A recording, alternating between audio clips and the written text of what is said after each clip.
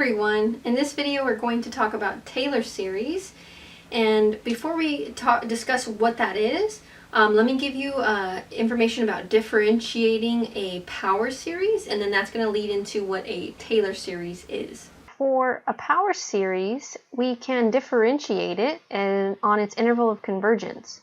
So here is our power series on the left, and then this equals a function on the interval on which it converges. And so if we start differentiating, our regular differentiation rule will work. So the first derivative of this power series is the first derivative of the function, f of x. And so notice our power rule, how it was used. The original power of n was brought down to the front with multiplication, and then we subtracted 1 from the exponent. But do also notice that the n starting point changed. So it used to start at 0, now it starts at 1. This is just to make sure that this is a polynomial, because if you think about it, if we start at 0, that would give you a -1 exponent, and that's technically not a polynomial. So let's look at what the second derivative would be.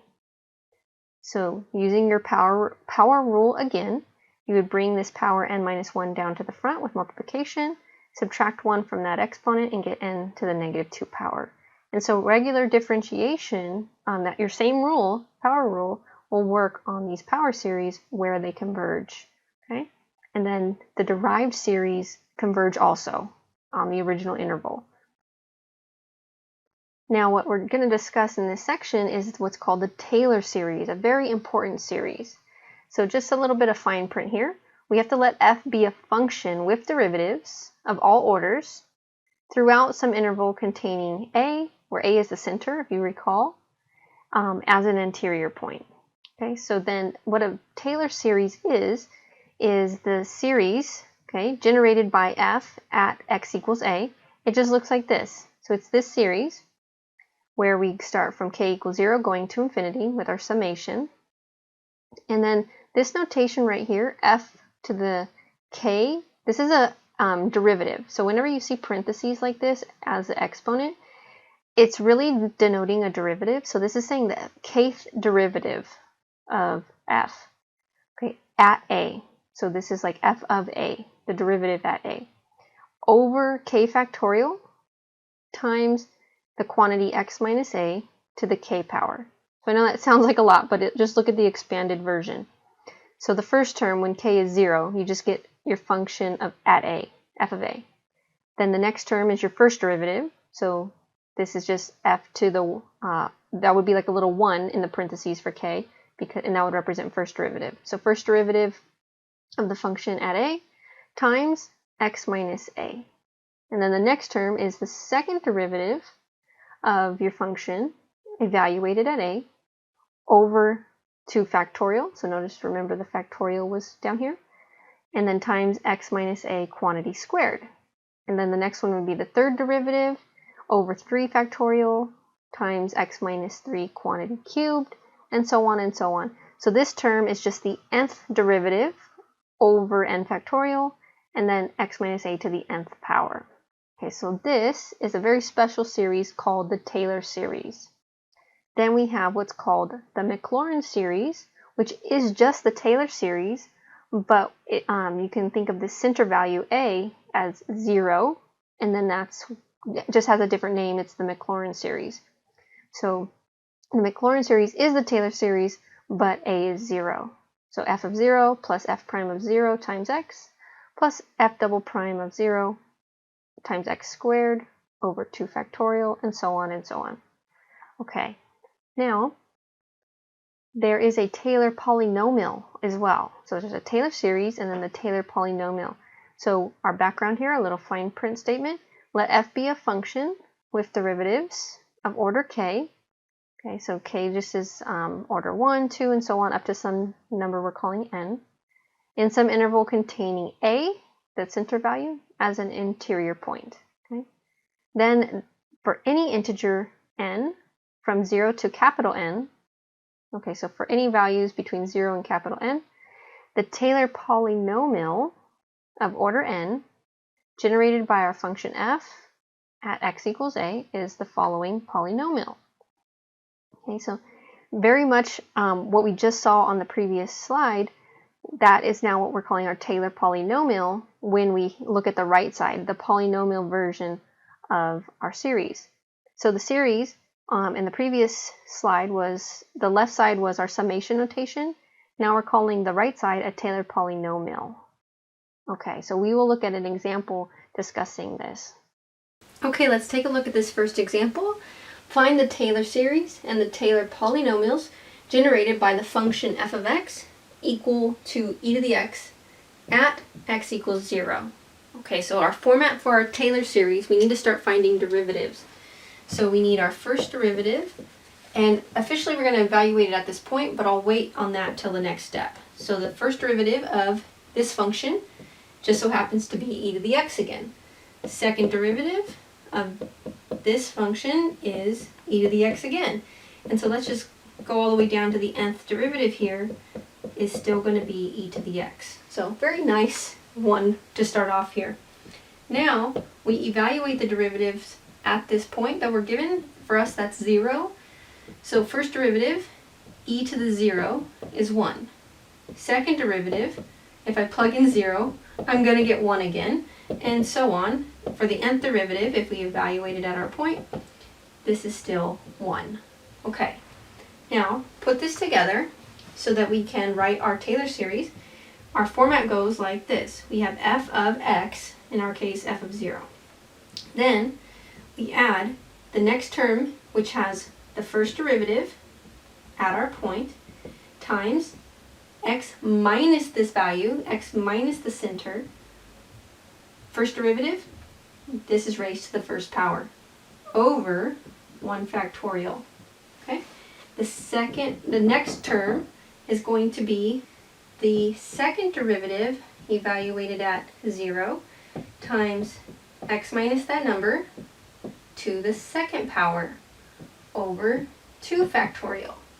And then so on, okay? And let me just say the nth part, so if we were to stop at n, we would say the nth derivative evaluated at 0 times x minus 0 to the n power over n factorial. But this is an infinite series, so this one, it's never going to run out. This derivative is never going to not exist if we just keep going. So we're just going to say dot, dot, dot. Okay? So f of 0, we're just plugging in right here. E to the 0. This is 1. Now, this is 1, okay, times x minus 0 over 1 factorial. Right here, this is 1 again. We already established all these derivatives at 0 are 1. This is 1 times x squared over 2 factorial, which is 2. Then let's just do the next term that I didn't write. The third derivative at 0 would be 1. And this would be x minus 0 cubed, so x cubed, over 3 factorial, which is 3 times 2 times 1, which is 6. Okay? Plus, all the way to the nth one, we have 1 times x to the n over n factorial. And then let's just say plus dot, dot, dot. Okay? And so let's make this look even slightly better, and then we'll write that as our polynomial. Okay, so our nth degree polynomial, we'll say the polynomial of nth degree is going to be this polynomial stopping at the nth term. So 1 plus x squared over 2 plus x cubed over 6 plus dot, dot, dot, stopping at the nth term for our nth polynomial, nth degree polynomial, x to the n over n factorial. Okay, so that is our Taylor polynomial and of degree n. If you wanted to pick a different degree 3, we would stop right here. Degree 2, stop right here. And so now let's generalize our Taylor series. Okay, how do we write this with our summation notation? A lot of times you'll leave it just like maybe in this notation and just put plus dot, dot, dot. But let's go ahead and write this in series notation with our summation. So our Taylor series, we have k, we're going to use the subscript k, and we know we're going to go to infinity. Okay, so this is, look what's happening with our terms. Let's just look right here. we have an x in the next term, but not the first term. This is x to the first power, x to the second power, x to the third power. So this first term is x to the 0 power. So we have an x to the k, where k starts at 0, right? And then what's happening with this? Just the denominator's changing. 2, 6, and so on. So over k factorial. And so this is our Taylor series with our summation notation, but you can just write it like this. So just so you're aware, this is also the answer for Taylor series. You can just say 1 plus x squared over 2 plus x to the n over n factorial plus dot dot dot. Okay, this is the Taylor series. All right, let's try this one. Find the Taylor series generated by the function x cubed minus 2x plus 4, and this is going to be when x is 2. Okay, so let's start by finding derivatives. So we have the first derivative of this function is, using our power rule, 3x squared minus 2. Second derivative, just differentiate this result. This is going to be 6x from our power rule. Let's keep going. The third derivative is just going to be 6. And then notice what's about to happen. If I go any further, if I start taking the fourth derivative and beyond, it's going to be 0 because I'm taking the derivative of a constant at that point. So what I can say right here is anywhere for the nth, any derivative beyond 4, you're going to get 0. So the nth derivative of our function is 0 for n greater than or equal to 4. Okay. Now, let's evaluate these derivatives at this center value, at this number 2. So we have f prime of 2 is just plugging in 2 here. We're going to get 10. F double prime, second derivative, at 2, we're going to get 12. The third derivative, evaluated at 2, well, don't even plug anything in, it's just 6. And then so on, we're going to get 0 because that derivative was already 0. So you can mention that too. You can say, let's just write it underneath here. Any derivative evaluated at 2 is going to be 0, again, for n greater than or equal to 4. Okay. Now, we also need one more value. We need to plug in 2 back into the original function. So let me just put that right up here. The original function evaluated at 2, let's see, we get 8 minus 4 plus 4, so this is 8. And so here's what our Taylor series will look like. We have our f of 2 term plus the first derivative at 2 times x minus the center, so x minus 2 to the first power over 1 factorial. Okay, that's our first, the next term, using our first derivative. Okay, plus our second derivative evaluated at 2 times x minus 2 to the second power over 2 factorial. Now we can keep going, and we should, because we actually only have one more derivative with numbers. So I'll put it right here, plus the third derivative evaluated at 2 times x minus 2 to the third power over 3 factorial. And this time we actually get to stop because it's just 0 after this. I could keep writing, but it's just going to be plus 0, and so on. So this is our Taylor series. Let's make this look nicer. We figured out these numbers already. This f of 2 is just 8. This f prime of 2 was 10. So this is plus 10 times x minus 2 to the first power over 1 factorial, which is just 1. So I'm just going to leave it just like this. Plus the second derivative at 2 was 12 times x minus 2 quantity squared over 2 factorial, which is 2. And then plus our last term, third derivative at 2 was 6 times x minus 2 cubed over 3 factorial, which 3 factorial is 6. And so there we have it. Let's just make this look a tiny bit better. This is 8 plus 10 times x minus 2 plus 6 times x minus 2 quantity squared plus x minus 2 cubed. And that is our Taylor series. Okay, let's try one more. So we're going to find the Taylor series generated by f of x equal to 1 over x squared at x equals 1. Okay, so this one's going to be a little bit more involved. So let's start by finding some derivatives. So our first derivative, first of all, actually let me rewrite this, x to the negative 2 power. That's going to help us differentiate just a little faster.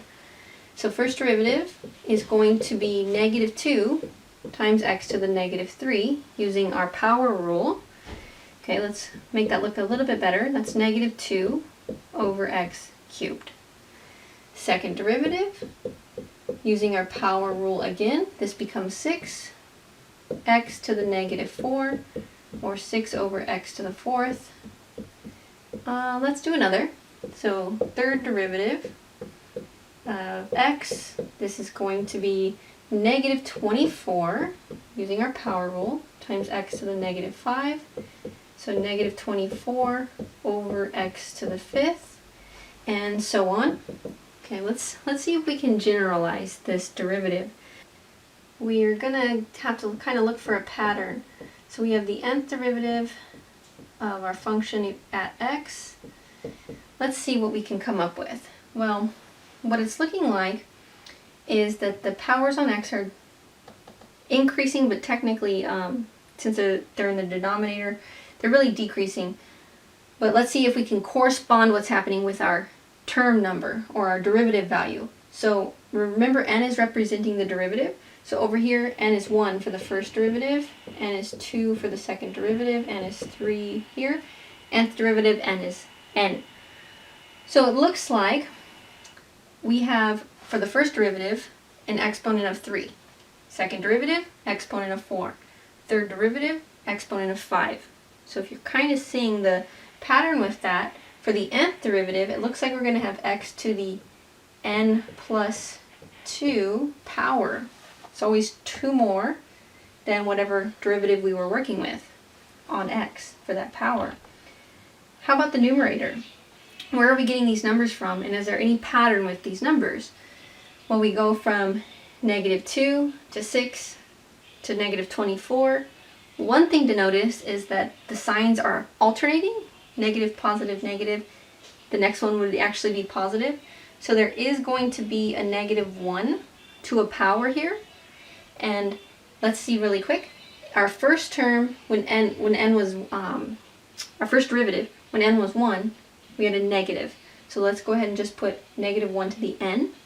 When n is 1, this was negative. When n is 2, this is positive, and so on.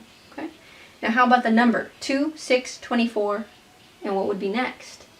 Well, one good thing to try is to think about factorials. If you can kind of see it from here, we had a 2, and then we said 2 times 3 to get 6, right? I'll even write it as 3 times 2 to show you why I'm saying factorial. So we got a 6 here, but it was really from 3 times 2. The next one was going to give us 24, but it was 4 times 6. But that's the same thing as 4 times what was already there, 3 times 2. So are you seeing it? The next derivative we would times by 5. So that would be 5 times 4 times 3 times 2. That, by definition, is factorial. So line this up with our n value. When n is 3, we had 4 factorial. When n is 2, we had 3 factorial. When n is 1, we had 2 factorial. So this is looking like 1 more than n. So this is going to be n plus 1 factorial. And that's how we can get that number. And if you're ever not sure, you can check. Maybe try the next derivative, fourth derivative, and see if this formula makes sense. Okay, so that's our first part. Now let's go ahead and evaluate these derivatives at our number, our center number 1. We also need our original function at that value. So let's start with f of 1. Plug that in. We're just going to get 1. 1 over 1 squared. Next term, involving our derivative, first derivative at 1. Let's see if we plug that in.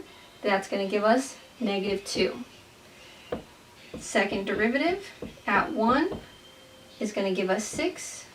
Third derivative at 1 is going to give us negative 24, and so on. Okay. Now let's again try to figure out an nth term for this, where we have our nth derivative evaluated at 1. Okay. So the pattern, hopefully you see it. We already actually did the work for it. The signs are alternating, minus, plus, minus, plus. So we have our negative 1. It's going to be to the n power here. And then these numbers are just our factorials. So we already did all that work. It's just this numerator here. So times n plus 1 factorial.